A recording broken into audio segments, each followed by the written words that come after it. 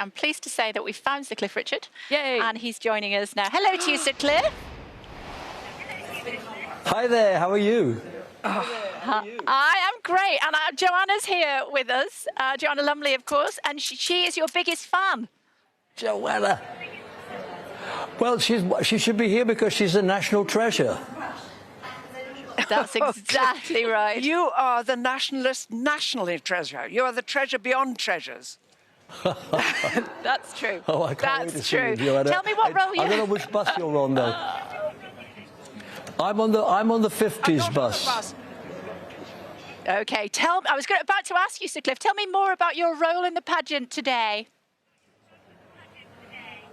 Well, there's really no role. I mean, I'm joining a bunch of people who, in fact, started, I guess, their careers in the 50s. And the only thing that's really great about it is, of course, that we share the decade that the Queen was crowned in. And so, therefore, I think it's special to be there. I'm thinking of jumping on all the buses because, I mean, people like me have been around as much as she has. and we're all getting so much older that we've got to make the best of it. You first performed for Her Majesty, I think I'm right in saying, in 1962 at the Royal Variety Performance. What do you remember about it? What I remember is that it wasn't just me, though. I had been in a show called Oh Boy, and that started in about 59 or something like that. And that particular year, they wanted a section of that show. So I was just one, along with Marty Wilde and Billy Fury and a few other people. And I remember it was much easier doing it with other people, though, funnily enough. Later, when I got invited to be on the Royal, as I loved it, the Royal Command programs, I still like that word command coming from the Royal Box. But it was a little more nerve-wracking when you have to go on and stand by yourself. And over the years, I've learned that it's necessary to be nervous, but you have to get over that that moment very quickly if you can. But I always loved it. I think it's still one of the most, well, the feeling of honoured doesn't cover it. It's just fantastic when the Queen wants to see you. Actually, you never really know. We never really knew whether the Queen organised it or whether somebody else did. But whatever it was, you sang for the Queen, and I've never lost the feeling that this is a great, great privilege. And you did that in 2012. I remember it very well at the Golden Jubilee. Do you remember that moment?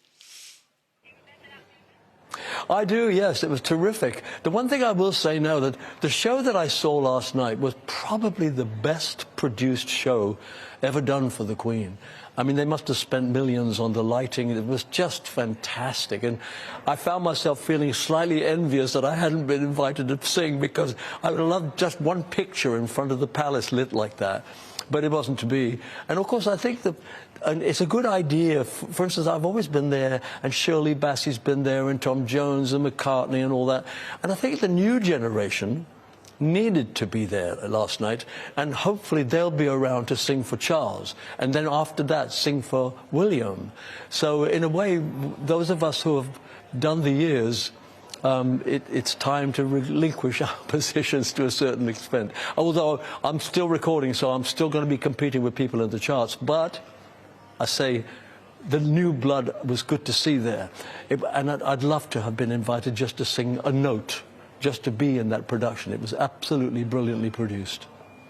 It was superb, and I thought the creative and lighting directors both deserve honours. You've received one from the Queen. Tell us what happened when you were knighted. What did she say to you?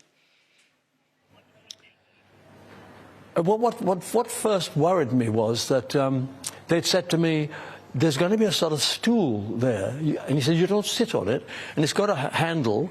And he said, I suggest you kneel, one knee on it and hold onto the handle.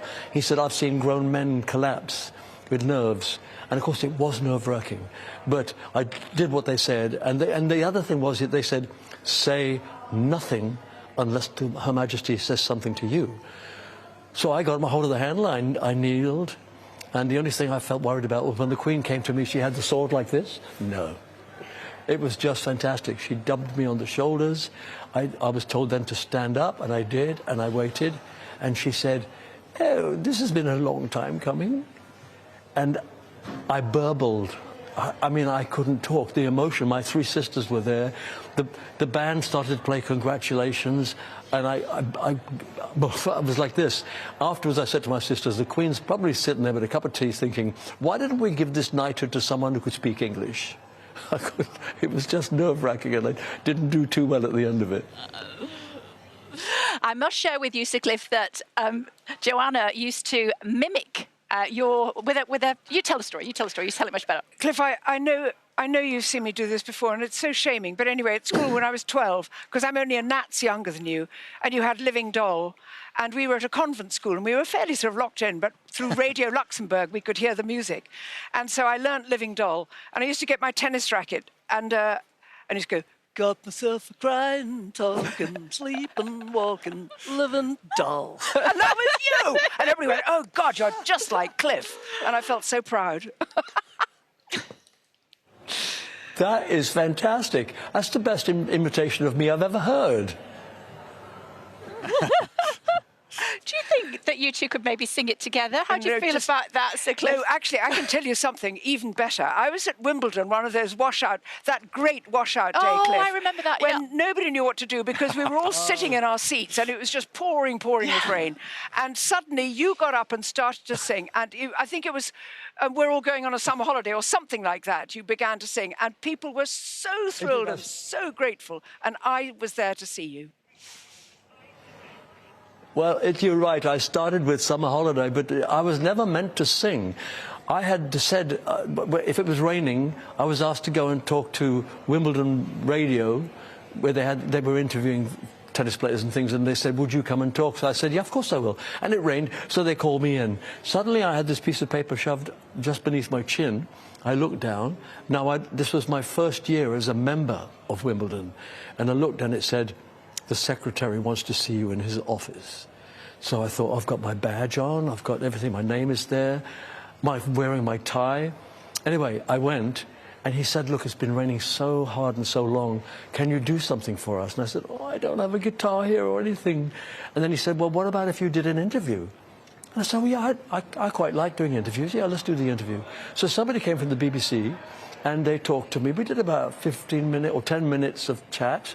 And at the end of it, he said, well, ladies and gentlemen, I want to say thanks to Sir Cliff, and I'm sure you'll never forgive me if I didn't ask him to sing something. And so it was a real shock to me. Anyway, it was pouring with rain, so I thought, this is it. The Brits are not bothered about rain. They'll still go for their summer holidays. So I went into, we're all going on a summer holiday. And, of course, in the end, I did about 20 minutes. And to be honest with you, they couldn't get me off. I loved it. Joanna, you know what that feeling is when you think you're doing really well, you want to stay there. And Sir Cliff, when will we hear you? Because you're still recording, are you? What's the plan? Are you touring? Yes, I am recording, and I think I can tell you that the album will be out at Christmas. Amazing.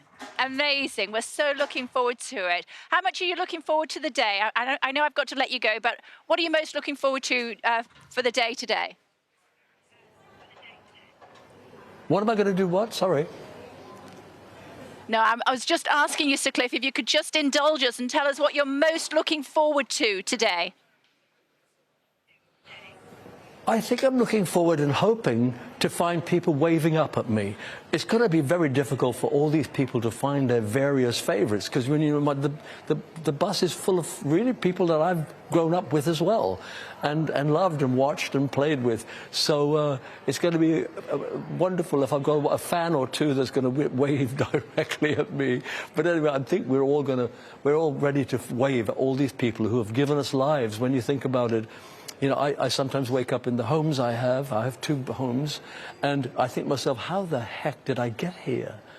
And so we have to show our gratitude, I suppose, and this is it's a great time to show gratitude, not only to the Queen, but also to a massive public that support all of us, actors, dancers, singers, everybody. So I'm looking forward to just being with a whole bunch of fans, and other people's fans too. Amazing. Well, enjoy the day. Thank you for taking the time to allow us to be part of it. Thank you, Sir Cliff. My pleasure. Thank you.